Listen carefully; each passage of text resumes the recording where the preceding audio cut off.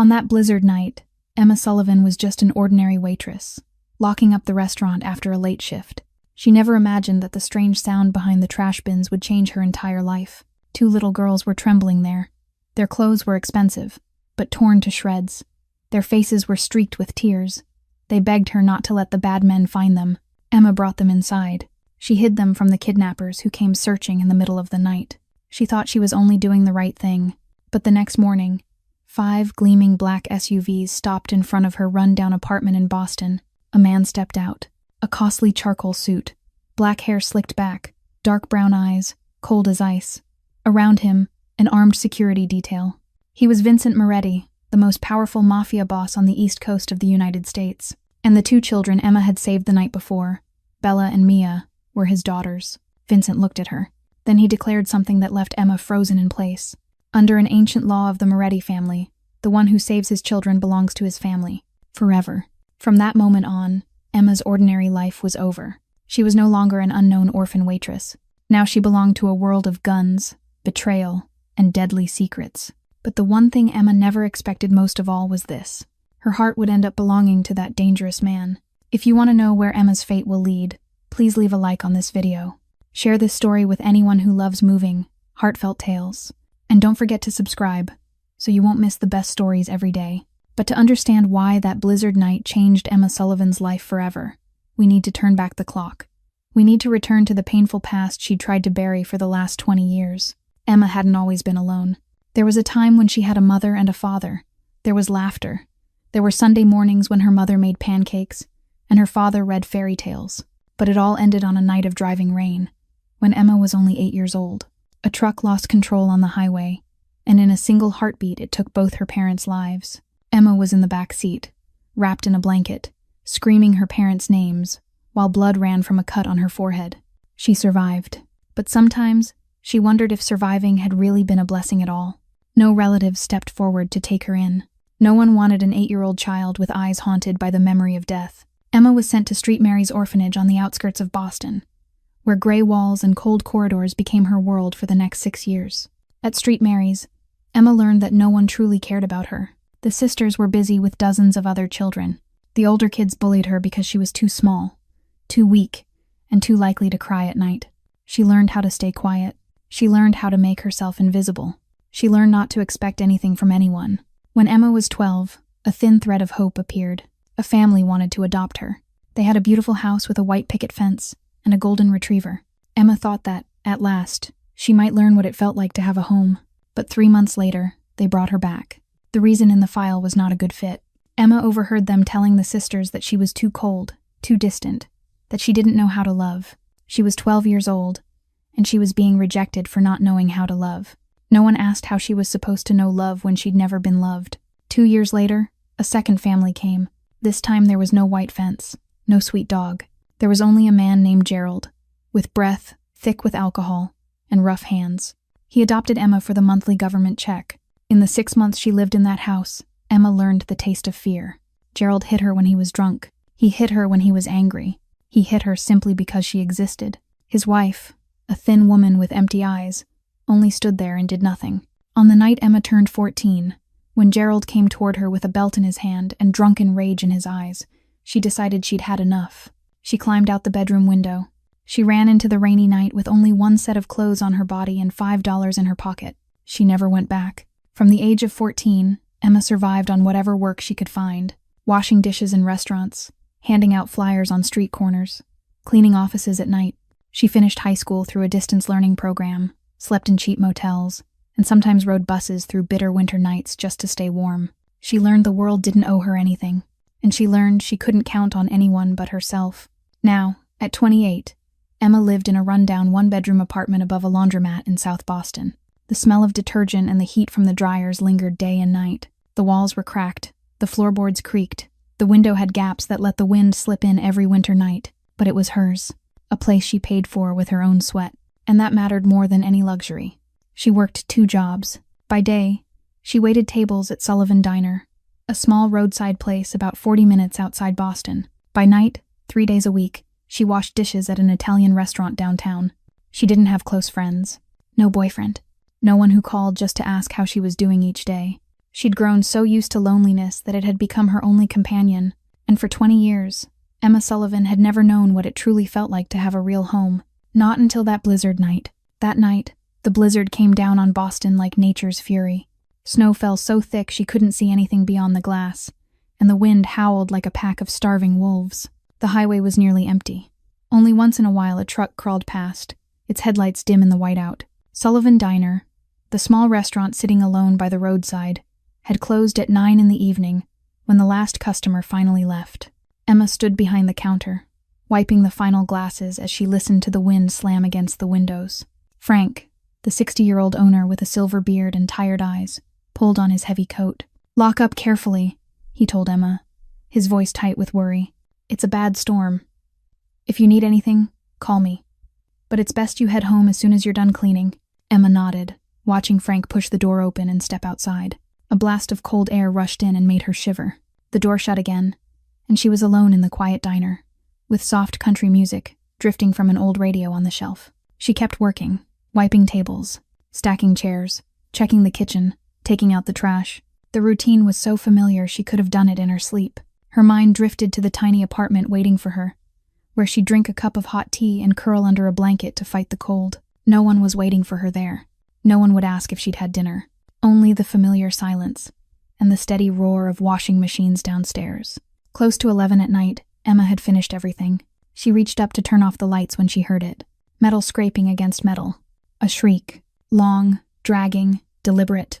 It came from behind the diner, where the dumpsters sat near the emergency exit. Emma stopped, her hand still raised toward the switch. She listened. Maybe it was only the wind, pushing a dumpster into the wall. Maybe it was a raccoon digging for food. Maybe it was anything, but something in that sound wouldn't let her ignore it. It didn't feel random. It had rhythm, as if someone were trying to move something made of metal. Emma hesitated. Reason told her to leave it alone, lock the door, and go home. This wasn't her problem.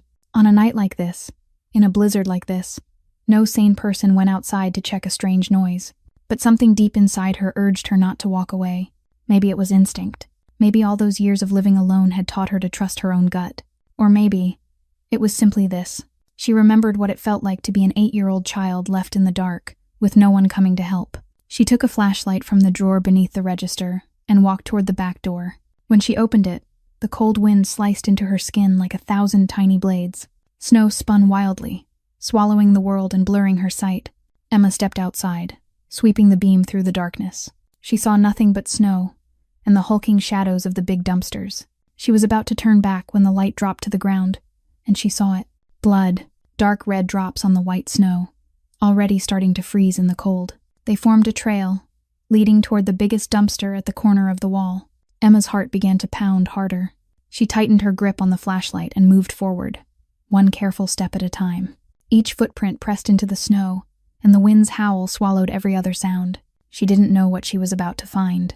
An injured animal, a drunk who'd fallen, or something worse.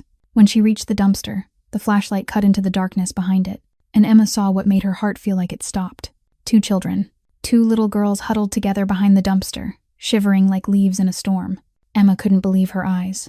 She dropped to her knees at once, the flashlight beam falling across 2 small faces, tilted up toward her, eyes wide with fear. The older girl, about 9 years old, had long black hair plastered to her cheeks from melting snow. Her dark brown eyes were sharp and wary, like a wild animal trapped with nowhere left to run. She used her small body as a shield, her arms wrapped tight around the younger child, as if she was ready to protect her sister with her very last breath. The younger girl, maybe 7, had a face soaked with tears. A bruise was spreading across her right cheek. Emma noticed immediately that their clothes weren't ordinary. They were wearing expensive designer coats, the kind Emma had only ever seen in fashion magazines. But now they were torn to pieces, smeared with mud and blood. Their once polished leather shoes were soaked through and filthy. These children clearly came from a world entirely different from Emma's. And yet here they were, trembling in a blizzard night, like abandoned creatures. "Please," the older girl whispered, her voice raw with cold and fear. "Don't let them find us. Please." Emma slipped off her own jacket and wrapped it around the girls, even though she knew it meant she'd have to endure the biting cold herself. "I won't let anyone hurt you," she said, as gently as she could. "Who are you? What happened?" The older girl stared at her for a long moment, as if she was weighing whether she could trust this stranger. Then she spoke, each word trembling with the cold. "My name's Bella. This is my sister, Mia. The bad men took us from the car when we were coming home from school. They said Papa sent them, but they were lying. They put us in a black truck." Mia began to cry harder, and Bella tightened her hold around her. "We jumped out when the truck stopped at a red light," Bella went on, her eyes still scanning the darkness as if the kidnappers could appear at any second. "We ran and ran. I don't know how long, but we got lost in the blizzard." Emma felt something twist deep inside her. These were two children who'd run through a blizzard, with no idea where to go, driven by nothing but the need to escape the people trying to harm them. She thought of herself at 14, running through the rain, with no one coming to help. But tonight, she wouldn't let these girls be alone. "I'm going to call the police," Emma said, reaching for her phone. "No." Both girls shouted at once, startling Emma. Bella grabbed her hand, her eyes filled with a kind of terror so pure it made Emma's stomach drop. "You can't call anyone. The bad men said they've got people everywhere. Even the police. They'll know. They'll find us." Emma looked into the eyes of that 9-year-old and saw something that wasn't childish panic. It was real fear. The fear of a child who'd seen too much darkness, the kind no child should ever have to witness. Emma didn't know who these girls were. She didn't know who their parents were, or why anyone wanted to kidnap them. But she knew one thing for certain. She couldn't abandon them. "All right," she said softly. "I won't call anyone. Now come inside with me. You need to warm up before you get sick." Emma helped them to their feet and guided them through the back door into the diner. Inside, the heat from the stove washed over them, and all three of them let out a breath they hadn't realized they were holding. She settled the girls in a hidden corner, where they couldn't be seen from the front windows, and then she moved quickly. She warmed a pot of chicken soup left over from dinner. She made 2 mugs of hot chocolate, with extra whipped cream. Then she brought it all back to them. Bella and Mia ate like they hadn't eaten in days. Mia gulped down the soup, while Bella ate more slowly, her eyes never stopping, never resting. Even while she ate, she kept one hand on her sister's shoulder, as if she was afraid Mia might vanish if she didn't keep touching her. Emma sat across from them, watching, and wondering what she'd just stepped into. But whatever it was, she knew she couldn't turn away. The girls had barely finished their mugs of hot chocolate when Emma heard it. Engines. Not one vehicle, but several, cutting through the storm and closing in with an unnatural speed for a blizzard night. Emma shot to her feet and ran to the front window. When she looked out into the parking lot, the blood in her veins seemed to freeze. 3 glossy black SUVs were pulling up in front of the diner, headlights blazing through the falling snow. Doors swung open, shapes spilled out, moving with tight coordination, like trained predators. "They found us," Bella whispered behind Emma, her voice shaking with fear. Mia started to cry, but Bella clamped a hand over her sister's mouth. Emma turned, her mind working faster than it ever had. She had only seconds to decide the fate of these 2 children. She grabbed Bella and Mia and hurried down the hallway toward the employee's room. The small room held a large storage locker, big enough for 2 children if they curled themselves tight. "In here," Emma whispered, pulling the locker door open. "Don't make a sound. No matter what you hear, no matter what you see, don't come out. I'll come back for you, I promise." Bella met her eyes for a heartbeat. Then she nodded and pulled her sister inside. Emma shut the locker door, her heart hammering in her chest. She snatched a blanket and tossed it over the sofa to hide the wet marks where the girls had been sitting. Then she ran back out to the main room. She'd barely managed to grab a cleaning cloth and pretend she was wiping down the counter when the glass panel beside the front door shattered. A black-gloved hand reached in, unlocked the door from the inside, and 6 men flooded into the diner like a wave. They scattered at once, checking every corner, every booth, every shadow. Emma stayed where she was, the cloth still in her hand, forcing herself to breathe. Over the years, she dealt with all kinds of customers, aggressive drunks, men who groped and harassed, people who erupted in anger for no reason at all. She'd learned how to keep her face calm, how to lock every feeling away. Tonight, she needed that skill more than ever. The leader walked straight toward her. He was tall, broad, shouldered like a fighter, with a hard, angular face and eyes that held no warmth at all. He stopped in front of Emma and looked her up and down as if she were merchandise. 2 kids, he said, low and cold. Black hair, expensive clothes. They came through here. Emma lifted her gaze to his, her expression showing nothing but perfectly acted confusion. "Kids, look around. Do you see any kids? It's just me. We've been closed for hours." The leader tilted his head, his eyes narrowing. "Don't play with me. Those kids are worth a lot of money to people who don't like to wait. If you know something and you don't talk, you'll regret it. Emma kept her gaze steady. I'm a waitress working an extra night shift to pay rent. I don't know anything about valuable kids or impatient people. Maybe you should look somewhere warmer than an empty diner in the middle of a blizzard. He stared at her, searching for any crack, any hint of a lie. Emma didn't blink. Years of being alone had taught her how to hide everything. Pain, fear, loneliness, all of it locked behind a wall she'd built when she was still a child. At last, the leader stepped back. Search the whole place, he ordered, top to bottom. Emma's heart seemed to stop as one of the men headed down the hallway, straight toward the employees' room, straight toward the locker where Bella and Mia were hiding. Emma didn't dare breathe. She didn't dare move. She could only stand there, helpless, as the footsteps drew closer and closer to the girl's hiding place. Then, at that exact moment, the leader's phone rang. He answered, listened, and his face changed. Check the rest stops along the interstate, he shouted into the phone. Right now. He ended the call and snapped at his crew. We're out. They're not here. The men left as fast as they'd come, leaving shattered glass and a rush of cold air pouring into the diner. Emma still didn't move. She couldn't believe she was alive. But before the last SUV pulled away, she noticed something. A silver-haired man had been standing near the doorway. He hadn't searched. He hadn't spoken. He'd only watched, his older eyes sweeping across the diner with a careful, calculating patience. And on his wrist, Emma caught the gleam of a gold watch, marked with a family crest that flashed under the lights. He looked straight into Emma's eyes, as if he was memorizing her face. Then he turned and walked out. Emma didn't know who he was, but something in that stare made her shiver. That wasn't the look of an ordinary kidnapper. That was the look of a snake, waiting for the right moment to strike. Emma waited another 10 minutes after the last SUV vanished into the curtain of snow, making sure they were truly gone, before she ran to the employee's room. She opened the locker and found Bella holding Mia tight, both of them trembling, but perfectly silent, just as she'd told them to be. Let's go, Emma whispered. We have to get out of here right now. She wrapped the girls in a thick blanket she grabbed from the break room, then led them out the back door to her old car parked in the lot. Her aging Honda Civic started after a few tries, and Emma drove away from the diner without daring to turn on the headlights. She took side roads, kept checking the rearview mirror, making sure no one was following. About 40 minutes later, she parked in front of an old building in South Boston, where her tiny apartment sat above a laundromat. She guided the girls up the sagging stairs, unlocked her door, and switched on the light. The small room opened up in front of them, a twin bed pressed against the wall, a folding table with 2 chairs, a little kitchen corner with a sink and an old electric stove, cracks in the walls, floorboards that creaked under every step, and the steady thrum of washing machines below. But it was warm, and right now, that was all that mattered. Emma watched Bella's eyes sweep over the space, and a sudden shame rose in her chest. These children clearly came from wealth, from big homes and soft comfort. Her apartment was probably smaller than their bathroom, but Bella didn't look down on her.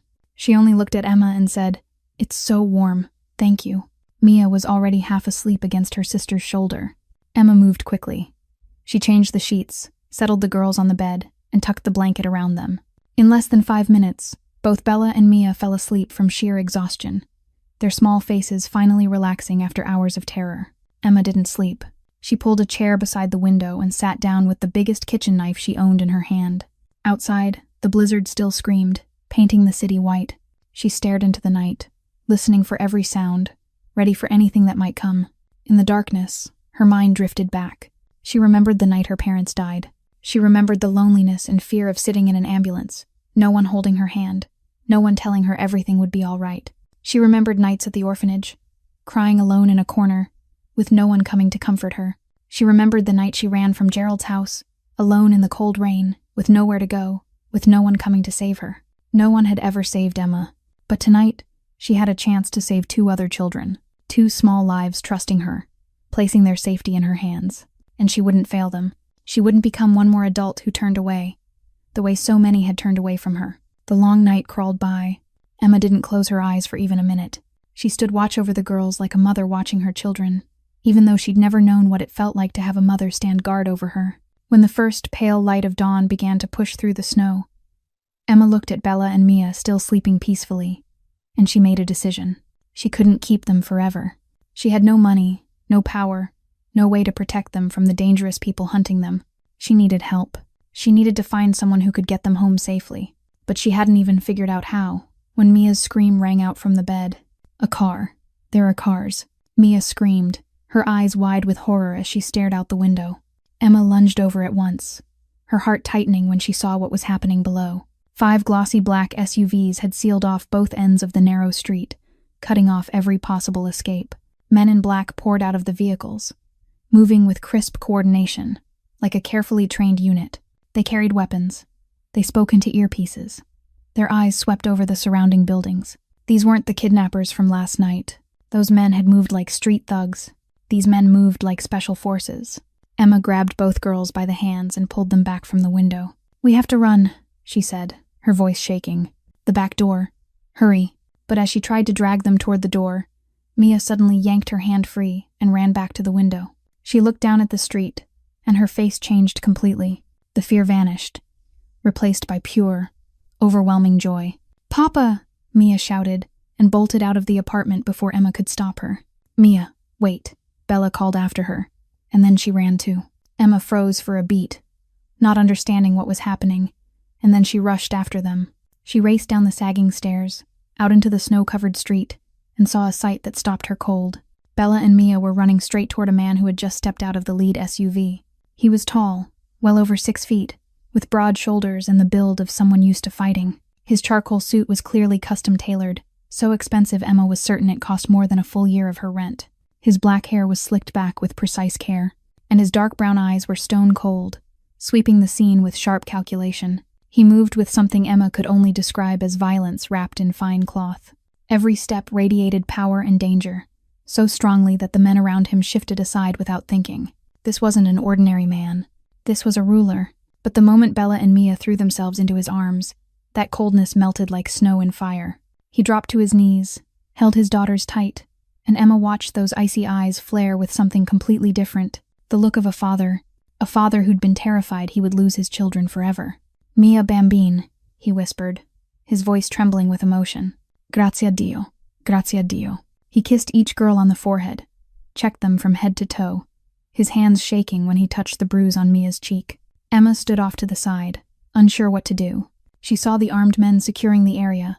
She saw residents peering from windows, frightened and silent, and she understood, with a sudden clarity, that she'd stepped into a world nothing like the one she knew. Then the man rose, keeping one hand on each daughter's shoulder, and his gaze turned toward Emma. The warmth of the father disappeared. In its place came a cold, measuring stare, assessing her from head to toe, as if she were a potential threat, or a piece on a board that needed a price. He walked toward her, and Emma had to fight the instinct to run. There was something about him that made her afraid, and yet she couldn't look away. "You're the waitress from the diner," he said. It wasn't a question. It was a statement, as if he'd known everything about her before she ever opened her mouth. "I'm Emma Sullivan," she replied, forcing her voice to stay steady. "I found Bella and Mia last night, behind the diner. They were hiding in the blizzard. I brought them here so they'd be safe." "You hid them from the men who came searching," he continued. Again, not a question. "I did what I had to do," Emma said. "They're children. They needed protecting." The man studied her for a long moment, and Emma felt as if he could read every thought inside her head. Then he gave a single nod, small but heavy with meaning. "I'm Vincent Moretti," he said, and the name landed like thunder. Emma had heard that name before.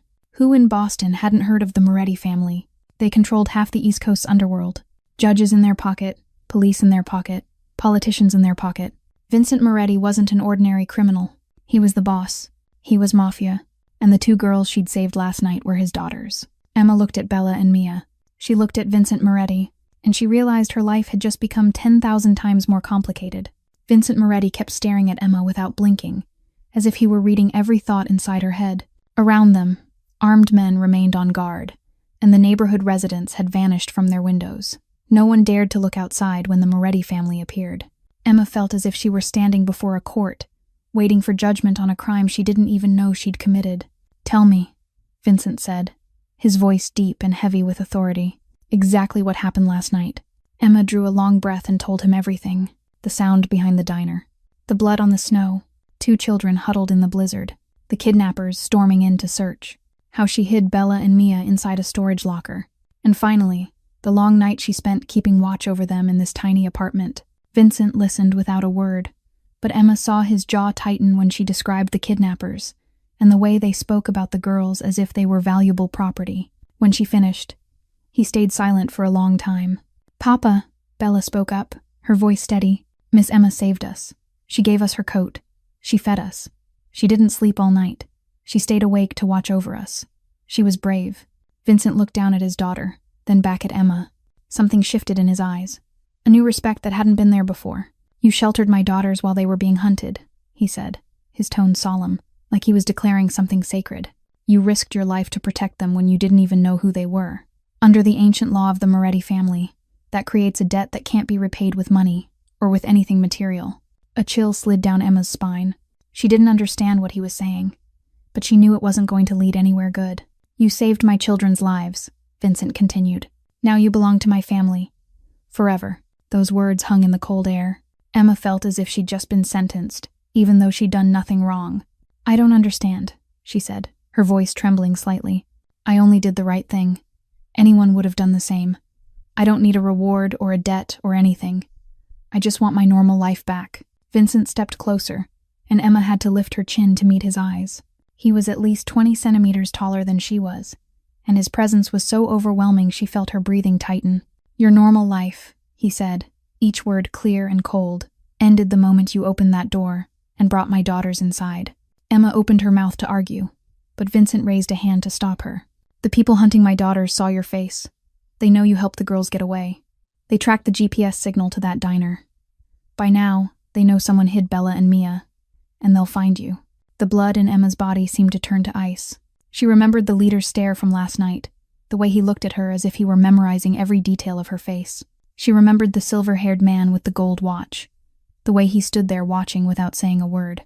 "They'll come for you," Vincent continued, his voice without mercy. "Not to ask questions politely. They'll torture you for information. Then they'll kill you to erase the trail. That's how this world works, Miss Sullivan. And you stepped into that world the moment you chose to save my daughters." Emma felt her knees weaken. She looked around at the street she knew, at her tiny apartment, at the life she'd built with her own 2 hands. It was all slipping away. "I can go to the police," she said, her voice small. "I can leave the city. The police can't protect you from men like this," Vincent replied. "And no matter where you run, they'll find you within 48 hours. They have resources, connections, people everywhere. The only place you're safe is beside me." Emma looked into Vincent Moretti's dark brown eyes and saw no lie there. He wasn't threatening her. He was telling her the truth. A brutal truth. A cold truth. But the truth. "Do I have a choice?" she asked, barely more than a whisper. Vincent held her gaze for a long moment. "No," he said. "Not if you want to live until tomorrow." Emma didn't have time to pack a bag or say goodbye to the tiny apartment that had sheltered her for 3 years. 2 of Vincent's men stood on either side of her. They didn't touch her, but their presence made it clear they were there to make sure she didn't try to run. She was escorted into the lead SUV, where Bella and Mia were already seated in the middle row. The girls, exhausted after a long night of chaos, fell asleep almost the moment the vehicle started moving, their heads leaning against each other like 2 small angels caught in an adult nightmare. Vincent sat across from Emma, back straight, face ice cold, dark brown eyes never leaving hers. The air inside the SUV felt suffocatingly silent, filled only with the soft hum of the engine and the steady breathing of the sleeping children. Emma stared through the window as the familiar streets of Boston slid past, and she felt as if she were being carried into a world she didn't know. "You can't kidnap me," she finally said, forcing her voice to stay calm even as her heart raced. "This is America. There are laws. You can't force someone to go with you just because you want to." Vincent looked at her, one corner of his mouth lifting slightly, as if she'd said something naive. "I'm not kidnapping you, Miss Sullivan. I'm saving your life. There's a difference." "What difference?" "I'm being taken without consent. I'm not allowed to go home. I'm not allowed to contact anyone. That's kidnapping." Vincent tilted his head, his eyes sharp and cold. "Your job at the diner has been handled. Frank was told you had an urgent family matter, and you'll be paid through the end of the month. Your lease has been terminated. Your deposit refunded in full. Your belongings will be packed and stored safely." Emma felt as if she'd been slapped. "You did all that. When? How?" "I have people who take care of things," Vincent said simply. "You're erasing me," Emma said, her voice shaking with anger. "You're wiping out my whole life like I never existed."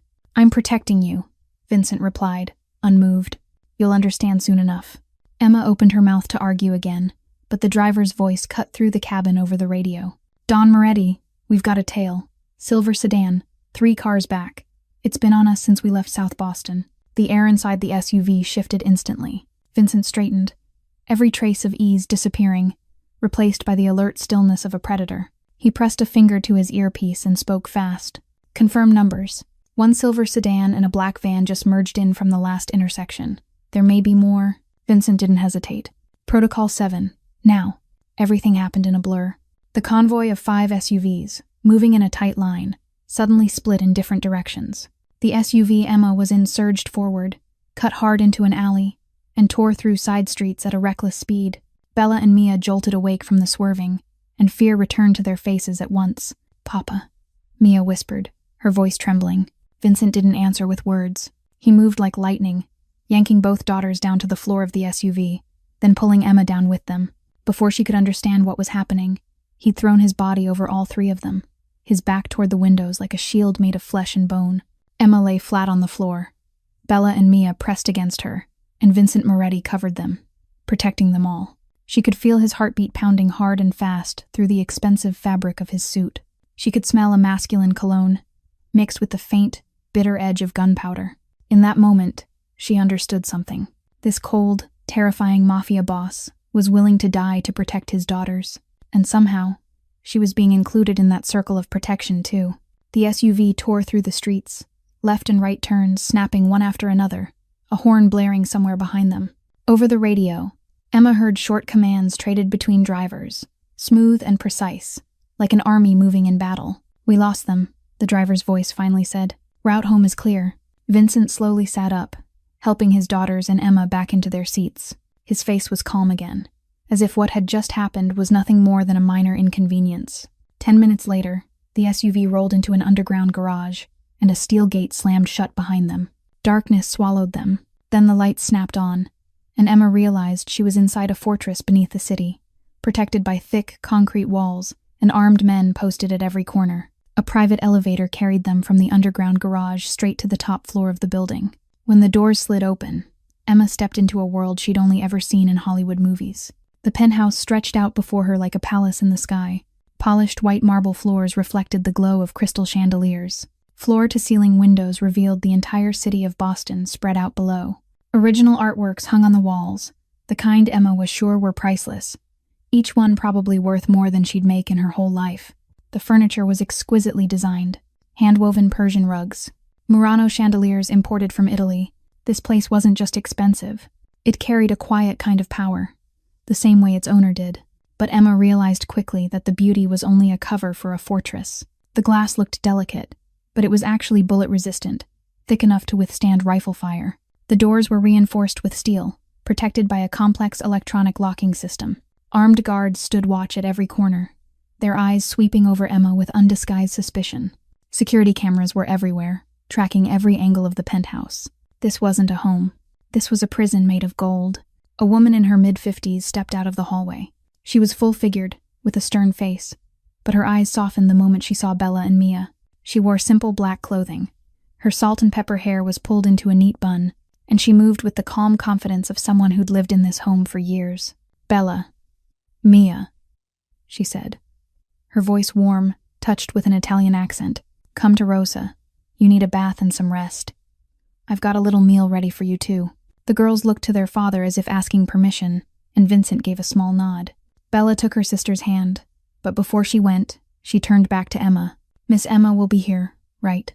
she asked, worry in her voice. "She'll be here," Vincent answered for Emma. "Now go with Rosa." Rosa led the girls up a spiral staircase to the upper level, leaving Emma alone with Vincent and his men. Emma stood in the middle of the enormous room, feeling smaller and more out of place than she ever had. She looked around, her fingers brushing the cool surface of a marble table, and she couldn't stop herself from comparing it to her own rundown apartment. That place was tiny and worn, the smell of detergent from the laundromat below always lingering in the air. But it had been hers, a place where she could move freely, where she could decide her own life. Here, in all this luxury, she felt like a bird trapped in a gilded cage. No matter how beautiful the cage was, it was still a cage. "You'll stay in the guest suite," Vincent said, breaking through her thoughts. "Rosa will prepare everything you need. Clothes, personal items, anything you ask for. I'm not asking for anything, Emma said, her voice hard. I'm asking to go home. Vincent watched her for a long moment, and for an instant Emma thought she saw something in his eyes. Maybe understanding, maybe regret, but it vanished quickly, replaced by the familiar coldness. This is your home now, he said, at least until the threat is eliminated. Then he turned and walked away, leaving Emma alone in the glittering penthouse. She faced the windows and looked out at Boston below, the tall buildings and tiny lines of traffic like toys. She'd never been anywhere so beautiful, but she'd never felt so stripped of freedom either. This was Vincent Moretti's world, luxurious, dangerous, and utterly unfamiliar. And somehow, she'd been pulled into it, with no way back. Rosa brought Emma to a spacious room at the end of the hallway. There was a large bed dressed in crisp white sheets, an oak wardrobe, and a window that looked out over the rooftop garden. The room was more beautiful than anywhere Emma had ever lived, but she didn't have time to admire it. Less than an hour after she changed into the new clothes Rosa had prepared, a man knocked on her door and told her to come downstairs. Vincent wanted to talk. When Emma came down the stairs, she found Vincent seated in a leather armchair, with 4 men around him. They turned to look at her as she appeared, and Emma felt as if she'd just walked into a wolf's den. One of the men stepped forward. He looked about 32, tall and lean, with a sharp, angular face and a scar that ran from his temple down to his cheekbone. His eyes held open hostility as he stared at Emma, as if she were an enemy trespassing on his territory. "So this is the girl?" he asked, his voice thick with doubt. "The waitress who just happened to save Don Moretti's daughters." Vincent didn't answer. He only gave the man a warning look. But the man either didn't notice or didn't care. "I'm Dante Russo," he said to Emma, moving closer. "I'm responsible for security for the Moretti family, and I've got a few questions for you." Emma stood tall, forcing herself not to show fear even as her heart hammered. "I already told Mr. Moretti everything." "You told Don Moretti," Dante corrected, stressing the title. "Now you'll tell me. And I want the truth, not some fairy tale about a kind-hearted waitress saving 2 helpless little girls." He began to circle her, slow and deliberate, like a wolf sizing up prey. "You just happened to be working late that night. You just happened to hear a noise behind the diner. You just happened to find the exact 2 kids an entire crew was searching for." He stopped in front of her, his gaze drilling into hers. "That isn't luck, Miss Sullivan. That's a plan. How much did they pay you?" Heat rushed into Emma's face. She'd endured too much in the last 24 hours. Threats, being taken away, dragged into a world she didn't understand. And now, being accused of something she hadn't done. Anger flared inside her like a match to oil. "I'm a waitress," she said, her voice trembling with fury. "I work 2 shifts a day just to afford a 1-bedroom apartment over a laundromat. I didn't even know who the Moretti family was until this morning. I don't know who's paying who. I only saw 2 children shaking in a blizzard and I couldn't leave them out there. That's all." Dante's mouth curled into a smile, cold and humorless. "Touching. But I've lived long enough in this world to know nobody does anything without a reason. You hid 2 rich kids, faced armed kidnappers, and refused to call the police. That isn't what an ordinary waitress does." Before Emma could answer, another man stepped forward. He was older, around 45, with black hair threaded with silver, and eyes that looked like they'd seen too much to be easily surprised. Unlike Dante, he wasn't openly hostile, but he wasn't friendly either. "I'm Luca Santini," he said, his voice low and even. "I've been with the Moretti family for 25 years. I've seen every plot, every tactic, every way an enemy tries to get inside our ranks." He studied Emma, his gaze measured. "Dante isn't wrong to be suspicious. In our world, coincidence doesn't exist. Everything has a reason, and until we know your reason for certain, you're an unknown risk." Emma looked around the room. 4 men watched her with different shades of suspicion, but none of them believed her. Even Vincent, the man who declared she belonged to his family, sat in silence, observing, not speaking up for her. She felt surrounded from every side, judged, picked apart, treated like a threat instead of someone who'd risked her life to save 2 children. It pulled her back to the orphanage, to the days when she'd been blamed for things she hadn't done, and no one stood up for her. 20 years later, she was still in the same place, alone, and doubted. Just as the room sank into a tension so thick it felt hard to breathe, a small voice floated down from the top of the stairs. "Why is everyone yelling at Emma?" Everyone turned. Bella stood on the steps, still in the pajamas Rosa had changed her into, her black hair damp from her bath. Her dark brown eyes, the same as her father's, swept the room with a look that was both wary and angry. She came down 1 step at a time, back straight, chin lifted, each movement carrying a confidence that didn't belong to a 9-year-old. In that moment, Emma saw Vincent Moretti in his daughter. The same hardness, the same decisiveness, the same inborn authority that couldn't be taught. "I heard what you were saying," Bella went on, her voice steady, not trembling at all. "You think Miss Emma is bad. You think she works for those men." She stopped on the last step and stared straight at Dante, with a challenge in her eyes that could make grown men hesitate. "But she isn't bad. She gave us her coat even though she was cold. She fed us when we were hungry. She hid us in the locker when the bad men came. She stood in front of them and lied to protect us." Bella walked to Emma's side and took her hand, her small fingers warm and certain. "She saved us. That makes her family." The room went completely silent. Dante opened his mouth as if to argue, then shut it again. Luca looked down at the floor. The other men stood frozen, none of them sure how to respond to a declaration from a 9-year-old. Vincent rose from the armchair and stepped toward his daughter. He placed a hand on Bella's shoulder and looked down at her with an expression Emma had never seen on that cold face. A deep gentleness and pride.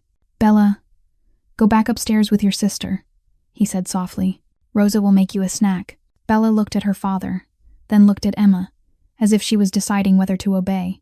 At last, she nodded and went up the stairs. But she didn't forget to glance back at Emma one more time before she disappeared down the hallway. Vincent turned to his men. "Out," he said, not loud but absolute. "All of you." Dante looked like he wanted to protest, but one look from Vincent silenced him. One by one, the men filed out of the living room until Emma was left alone with the Mafia Boss. The silence stretched. Vincent walked to the window and stared out at Boston sinking into the evening light. His back was to Emma, but she saw his shoulders dip slightly, as if he were carrying a weight no one else could see. "My wife's name was Gabriella," he said at last, his voice low and distant. "She died 3 years ago. Cancer. We found it too late, and by the time the doctors knew, there was nothing they could do." Emma didn't speak. She only listened. "Since Gabriella died, my daughter's changed completely," Vincent continued. "Bella became wary of everyone. Mia wakes up crying at night. They don't trust anyone. They don't open up to anyone. Even Rosa, who's cared for them since they were little, had to work a long time before they accepted her again." He turned back toward Emma, and his dark brown eyes weren't as cold as before. There was something else in them now. Maybe exhaustion. Maybe the loneliness of a father raising 2 children alone in a world built on danger. "But after one night with you, they trust you," he said. "Bella protects you the way she protects her sister. Mia holds your hand and won't let go. My daughters haven't trusted anyone since their mother died." He paused, and his voice softened. "Until they met you." Emma didn't know what to say. Before she could even try, Mia's voice called down from upstairs.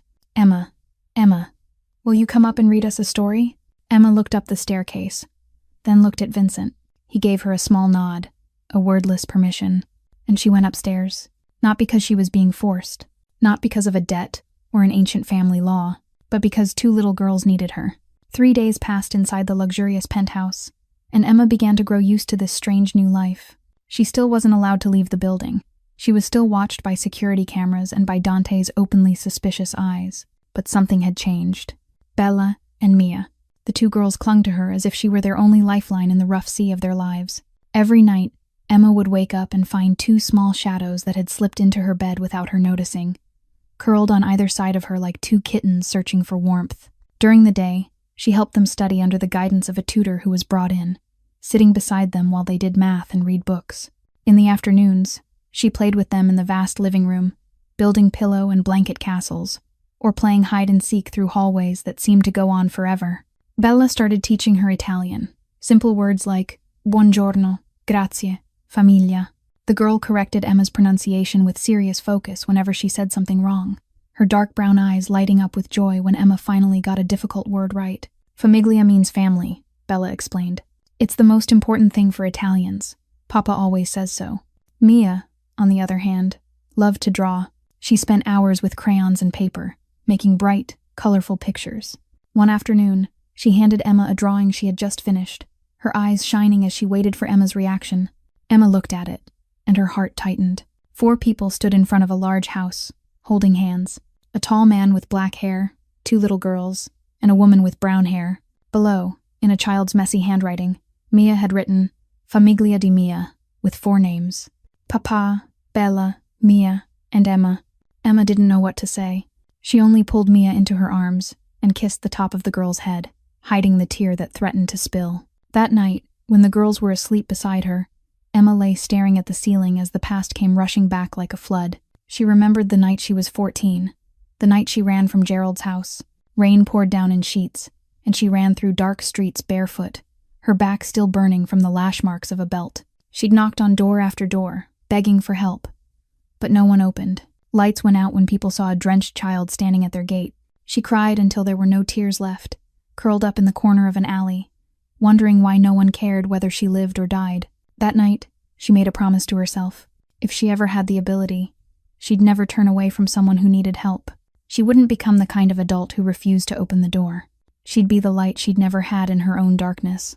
And now, looking at Bella and Mia sleeping peacefully, Emma realized she'd kept that promise. On the morning of the 4th day, everything changed. Emma had just finished breakfast with the girls when Vincent appeared in the dining room doorway. He was wearing a black suit, his face tighter than usual. "Get dressed," he told Emma. "We've got a lead." 20 minutes later, Emma was sitting in the familiar SUV, moving through parts of Boston she didn't recognize. Vincent sat beside her, silent as always. But there was something sharp in his eyes, like a wolf that had just caught the scent of prey. They stopped in front of an ordinary office building in an industrial area, the kind of place no one would look at twice.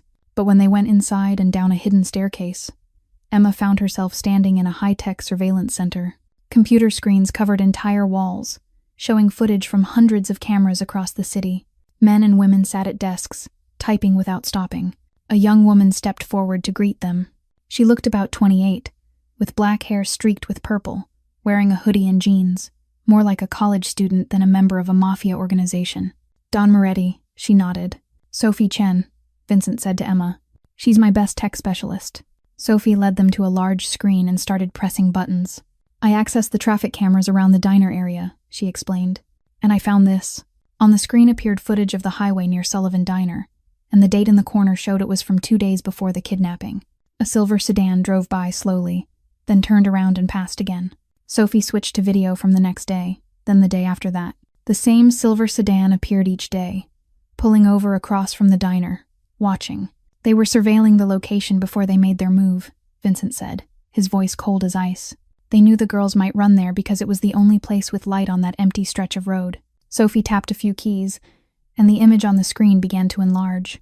The silver sedan came into sharper focus, and when she kept zooming in on the driver's side window, one detail appeared that hit Emma like an electric shock. The driver's arm was hanging out of the window, holding a half-burned cigarette, but it wasn't the cigarette that caught Emma's attention.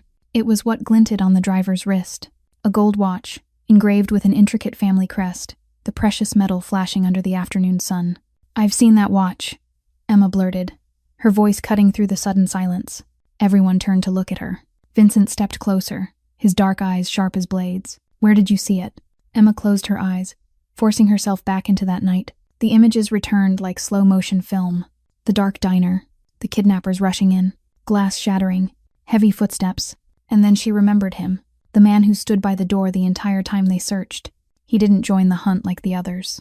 He only watched, silent, with older eyes full of calculation, silver hair slicked neatly back, a posture straight as a soldier's, and on his wrist, that gold watch gleaming under the diner lights. "The night the kidnappers came to the diner," Emma said slowly, "there was a silver-haired man standing near the entrance. He didn't search at all. He just observed everything, like he was in command but didn't want anyone to know it. I remember the watch because it was so distinctive, with a crest like a family emblem." Vincent and Sophie exchanged a look. Sophie turned back to the screen, typing furiously. "If the watch has a family crest," she said, "then it has to be someone the Moretti family trusts completely. Only 8 people were ever given that watch, and every one of them has access to the family's travel schedules." She opened another file. 8 photographs appeared across the screen. 8 men, with names and roles listed beneath them. Emma scanned each face, her heart beating faster when she recognized one of them. "Him," she said, pointing to the 3rd photo. "That's the man I saw that night." The air in the room seemed to freeze. Vincent stared at the picture Emma indicated, and for the first time since Emma had met him, she saw real shock on the face that was usually carved from stone. "Carlo Benedetti," Sophie read from the name under the photo, her voice careful. "Senior advisor to the Moretti family for 15 years. A close friend of Don Moretti's father since they were young." Vincent didn't speak. He only stood there, staring at the photo as if a poisonous snake had just appeared inside his own house. Emma saw his jaw clench, a cord rising in his neck, but he stayed terrifyingly silent. "Carlo's been to my home hundreds of times," Vincent finally said, his voice low and filled with pain. "He's eaten dinner with my family. He held Bella when she was a newborn. My daughters call him Uncle Carlo." He paused, and Emma saw his hands curl into fists. "Why?" Sophie drew a deep breath before she went on. "I traced every financial transaction from those 8 men over the last 3 months. Most of them are clean. But 2 days before the kidnapping, there was a transfer from an account registered under a shell company Carlo owns. $50,000 went to an offshore account." She tapped again, and more records filled the screen. "That account belongs to an organization with ties to Alexei Petrov." The name made everyone in the room go tense at once. Luka, who'd been silent until now, stepped forward. "Petrov is a Russian mafia boss," he explained to Emma, his voice grave. "He's been trying to push into Moretti territory for years, and he's never succeeded." Sophie continued, laying it out piece by piece. "Based on the encrypted messages I decoded, their plan is clear. Kidnap Bella and Mia. Use them as leverage to force Don Moretti to surrender. If he doesn't, they'll kill the children. Either way, they believe Don Moretti will break mentally, enough for Petrov to move in and take the entire Moretti empire." Emma felt sick as she listened. 2 innocent children, 2 little angels she'd held every night, reduced to pieces on a board in a ruthless adult power game. Vincent turned away from the screen and moved toward the door. "Find Carlo's location," he said, his voice ice cold, fury held tight beneath it. "Right now. GPS on his phone shows he's at the abandoned warehouse district in East Boston." Sophie replied immediately. "Looks like a meeting point with Petrov's people." Vincent stopped at the doorway and looked back at Emma. "You gave me the lead I needed," he said. "Your memory just became the most dangerous weapon I've got." Vincent ordered the team assembled immediately. 12 men arrived armed to the teeth, dressed in black, wearing body armor, ready for a fight. Emma stood there, watching them check weapons and gear, and she knew she couldn't just stand still and wait. "I want to come with you," she said, her voice carrying through a room full of dangerous men. Everything stopped. They all looked at her as if she'd just said something insane. Vincent turned toward her, and his eyes darkened. "There's no argument. If you storm in shooting without asking anything," Emma said, forcing her voice to stay steady, "you'll never learn their full plan. Who else is involved besides Carlo? What are they planning next? How many of Petrov's people are inside your organization? You need information, not just bodies." Vincent watched her for a long moment, and Emma could see him weighing her words. She knew she was taking a risk, but she also knew she was right. Her memory had helped them identify Carlo. Maybe she'd recognize something else if she got inside that warehouse. "You'll stay in the back," Vincent said at last, his voice hard. "Wear a vest. Don't leave the position you're given no matter what happens. If you do anything dangerous, I'll drag you back to the penthouse myself and chain you to the wall." Emma nodded, not bothering to argue. She'd gotten what she wanted. 20 minutes later, the convoy stopped about 200 meters from the abandoned warehouse in East Boston. This area was dead at night. Nothing but old industrial buildings and rusted container yards. Snow was still falling, whitening everything and cutting visibility down to a few dozen meters.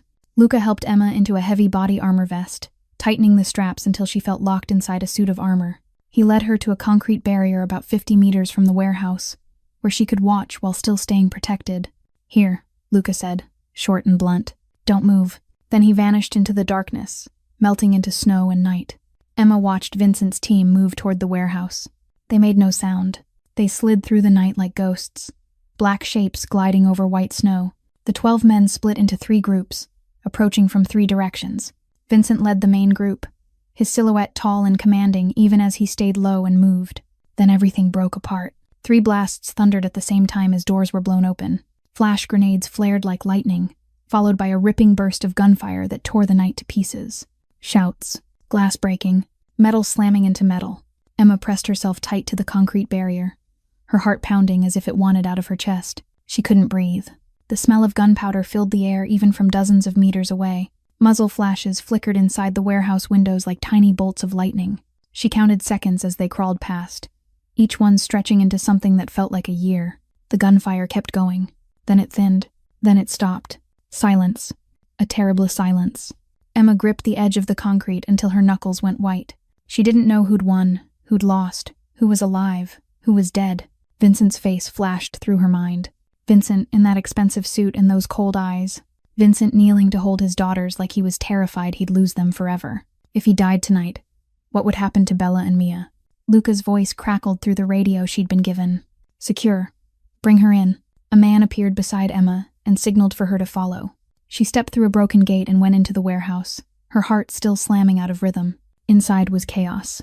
A few men lay motionless on the floor, blood pooling beneath their bodies.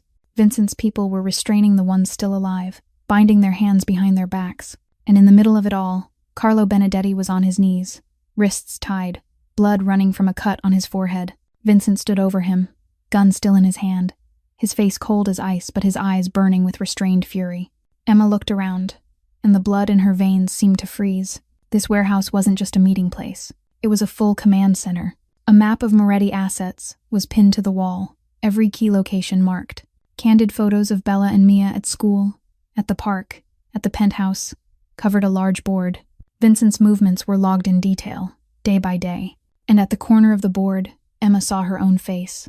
Pictures of her at the diner, at her apartment, on the street on her way to work. They'd been watching her since the night she saved the girls, recording every move, waiting for the right moment to erase her like an inconvenient witness.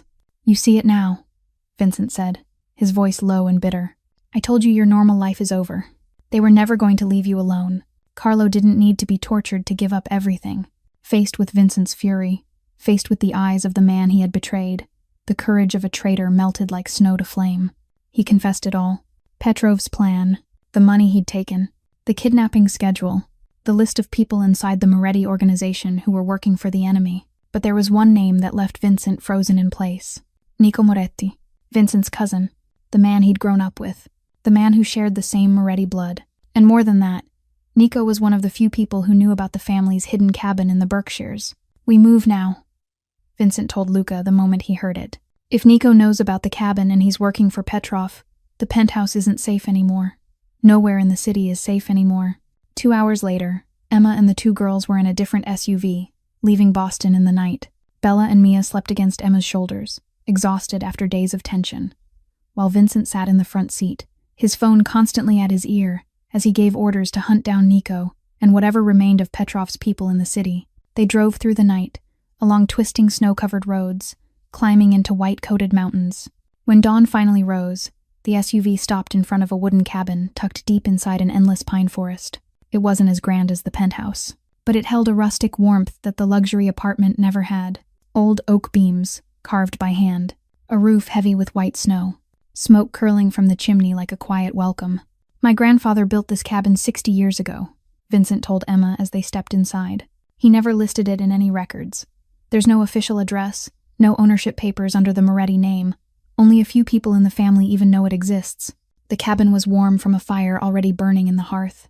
Rough wooden furniture, fur rugs across the floor, windows that looked out over snow-covered pines stretching all the way to the horizon. Guards patrolled outside, but inside was a completely different world. Peaceful, cut off from danger. And in the days that followed, Emma experienced something she'd never had in her life. A family. Each morning, she sat at the table with Bella and Mia, helping them with schoolwork from books Rosa had packed before they left. Bella was bright and eager to learn, always asking questions about everything. Mia preferred drawing to math, but she'd try if Emma promised they could draw together afterward. In the afternoons, they bundled up and played outside in the snow. Emma showed them how to roll a snowman, how to lie back and sweep their arms to make snow angels, how to throw snowballs without freezing their hands. Bella and Mia's laughter rang through the silent pine woods, clear and happy, as if all their fear had been left behind in Boston. At night, they gathered by the fire, flames flickering light over their faces. Emma told the girls stories, fairy tales she remembered from childhood, from before her parents died.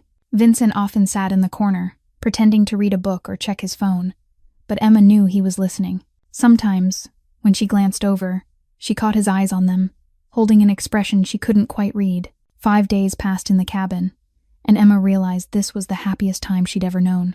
Not because of luxury, not even because of safety, but because she finally felt like she belonged somewhere, because someone needed her. And every night, after Bella and Mia fell asleep beside her, Emma lay staring at the ceiling, wondering if this feeling could last forever. On the 5th night at the cabin, with the firelight flickering and warming the cozy room, Bella lifted her head to look at Emma, her dark brown eyes full of anticipation. "Emma, what story are you telling us tonight?" she asked. Mia sat up too, curled inside her wool blanket, her eyes bright with excitement. Emma had told them all kinds of stories over the past few days, princesses and princes, heroes and adventures. But tonight Bella wanted something different. "Tell us about the girl who isn't afraid anymore," Bella said, her voice more serious than usual. "I want to hear about the girl who learned how to be brave." Emma looked into the eyes of that 9-year-old and understood this wasn't a random request. Bella was searching for something, an answer to fears she didn't know how to put into words. Emma pulled both girls into her arms, feeling their warmth lean into her, and she began. Once upon a time, there was a girl who lived inside fear. She was afraid of the dark, afraid of strange noises, afraid of the grown-ups around her. She lost everyone she loved when she was very small, and she believed the world had no place for her. Emma paused, her gaze resting on the flames as they danced. But one day, the girl met people who made her feel safe, not because they were strong or rich, but because they truly cared about her. They didn't leave her when she was afraid.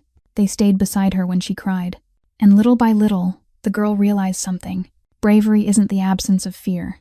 It's the choice to love, even when you know you could be hurt. Mia lifted her head, her eyes shining in the firelight. Did the girl's mom come back? The question caught in Emma's throat. She knew Mia wasn't only asking about the girl in the story.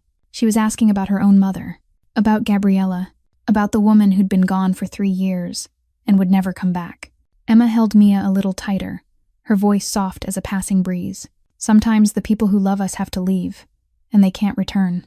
That doesn't mean they stopped loving us. They're still here, in our hearts, in the beautiful memories they left behind. She paused and smoothed Mia's hair. And sometimes, new people who enter our lives love us just as much, not to replace the ones we lost, but to carry forward the love we still need. Like you, Mia whispered, her eyelids already heavy with sleep. You love us like Mama loved us. Tears rose hot at the corners of Emma's eyes. Before she could answer, Bella spoke, her voice firm, certain, full of trust. Yeah, like you. The girls drifted to sleep in Emma's arms, their breathing slow and peaceful. Emma sat still, not daring to move, afraid she'd wake them. And when she finally lifted her head, she saw Vincent standing in the kitchen doorway, silently watching. She didn't know how long he'd been there, or how much he'd heard. "You're good with them," Vincent said, his voice low and unfamiliar compared to his usual tone. "They're sweet," Emma replied, keeping her voice as steady as she could. Vincent came closer and sat in the chair across from her, firelight spilling across his face. "Gabriella used to tell them stories like that," he said, his voice distant. "Before she got sick, every night she sat by their bed and told endless stories. When she was dying, she made me promise I'd keep them safe, that I'd never let this world touch them." He looked down at his hands, but I failed. They were taken right under my people's eyes. If it wasn't for you, I might have lost them forever. Emma looked into Vincent's eyes and saw not the familiar coldness, but a father's pain, a man's exhaustion from carrying too much alone. "You didn't fail," she said, gentle but certain. "Bella and Mia aren't your weakness. They're the reason you're strong. Everything you do, every danger you face, you do it for them. That isn't weakness. That's love." Vincent held her gaze for a long moment, and Emma saw something change in his eyes. No more cold calculation. No more guarded judgment. Only recognition. Only understanding between two people who'd already lost too much. That peaceful moment didn't last. Vincent's phone rang, slicing through the cabin's quiet. He answered, and Emma watched his face change instantly, from gentleness to tight, extreme tension. "Luca, say that again," Vincent said, his voice turning razor cold. Emma couldn't hear Luca on the other end, but she saw Vincent's jaw lock, the tendons in his neck standing out. "Carlo confessed more," Vincent told her when he ended the call, his eyes sweeping the room as if he were already calculating. "Nico knows about this cabin. He must have just sold the information to Petrov after we raided the warehouse to buy himself an escape route." He hadn't even finished speaking when the guard's radio outside shrieked. Alarm. 2 unknown vehicles coming in from the East Road. 3 minutes out. Approaching fast. Everything happened in a heartbeat.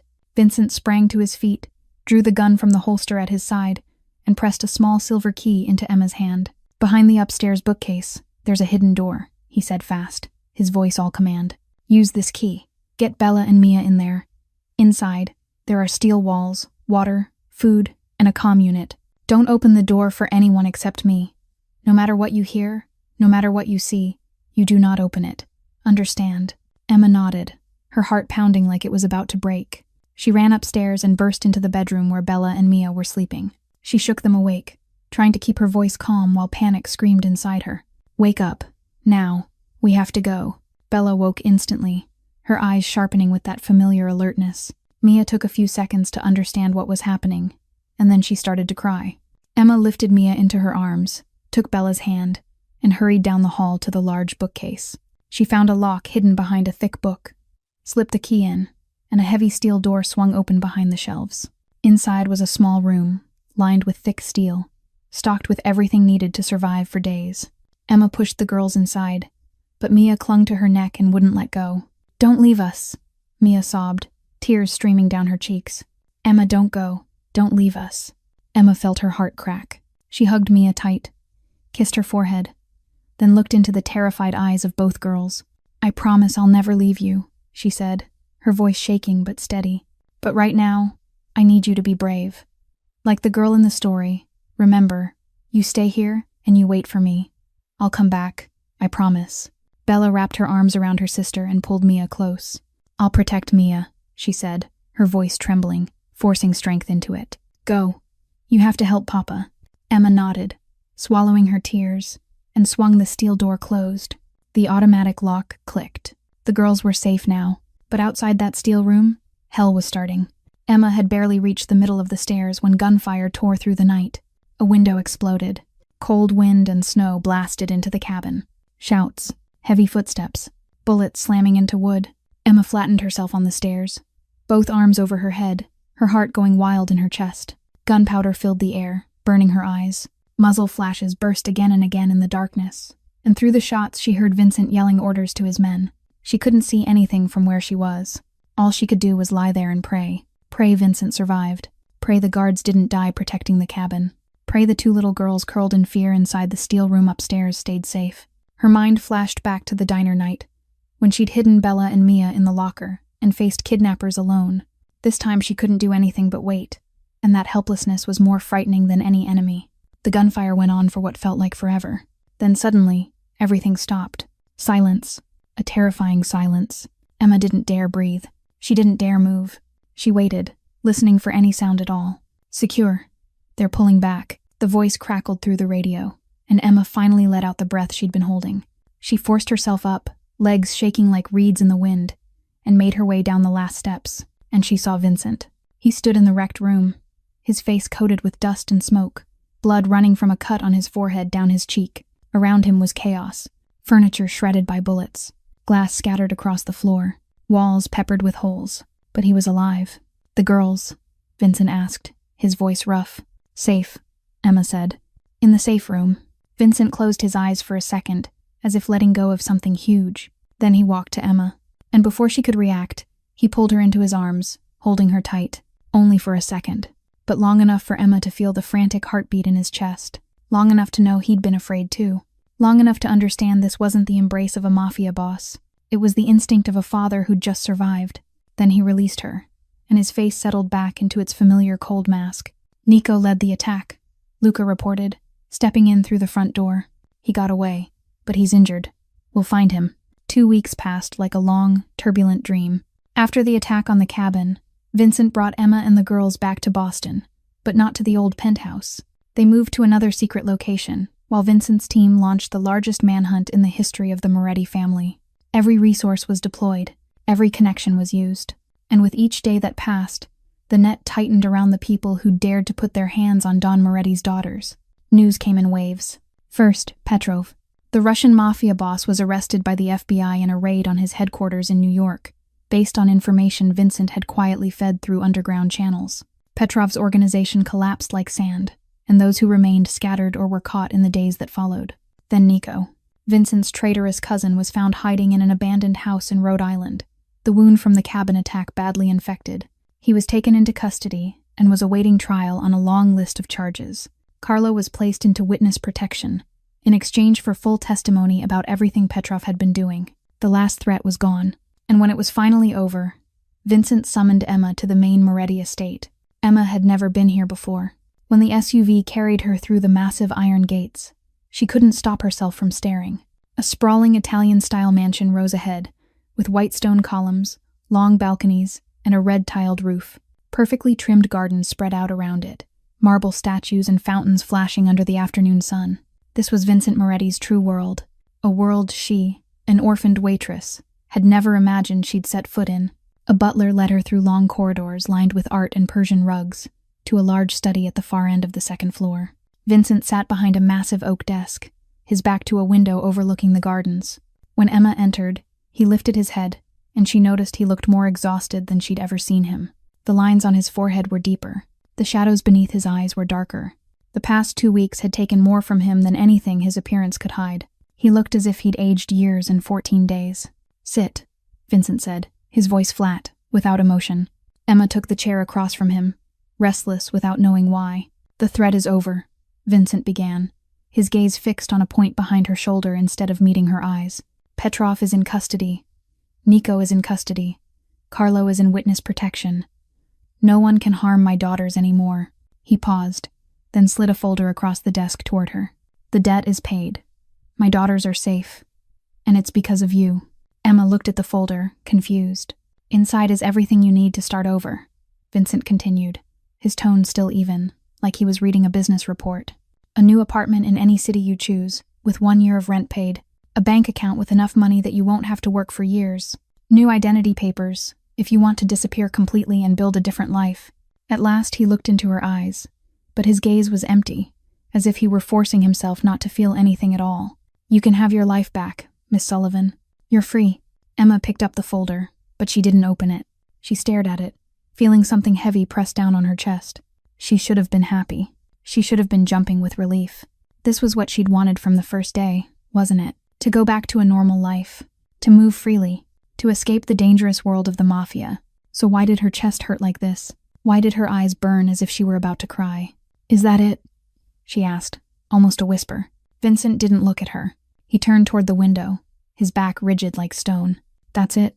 Emma looked down at the folder in her hands, then up at Vincent, who turned his face away as if he couldn't bear to meet her eyes. And in that moment, she understood everything. He wasn't sending her away because he didn't want her to stay. He was sending her away because he believed it was best for her. He was trying to protect her, in the only way a man raised in darkness knew how, by letting go. "What if I don't want it back?" Emma heard her own voice, and she was surprised by how steady it sounded. Vincent turned to her, and for the first time since she'd walked into this room, she saw real emotion on his face. Hope and fear, tangled together, like he was standing at the edge of something and didn't know if he was going to rise or fall.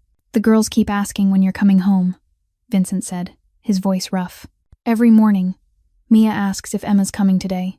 Every night, she still sets a place for you at the table. Plate and glass, like you'll walk in at any moment." He moved toward her, each step slow, as if he were approaching something fragile that might disappear if he startled it.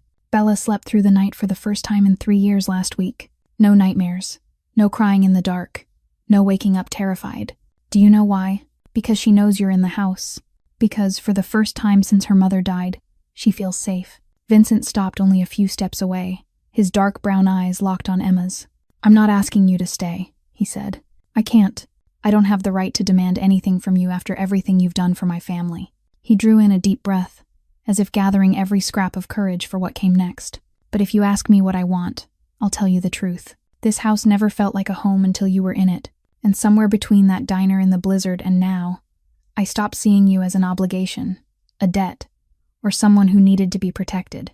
His hand rose, and his fingers brushed her cheek as if she were the most precious thing in the world. "I see you as everything." Emma felt tears spill free, not from sadness, from a happiness so tight it stole her breath. "I'm scared," she whispered. "Good," Vincent said, a faint smile passing over his mouth. "I am too. I don't know anything about your world." "You'll learn," he said. "We'll teach you. Together." Emma looked into the eyes of the man standing before her. The man she'd feared, the man she hadn't understood. And now she realized she'd loved him for longer than she'd known. And she made her choice. "All right," she said, her voice trembling but sure. "I'll stay. Not because I have to. Because I want to."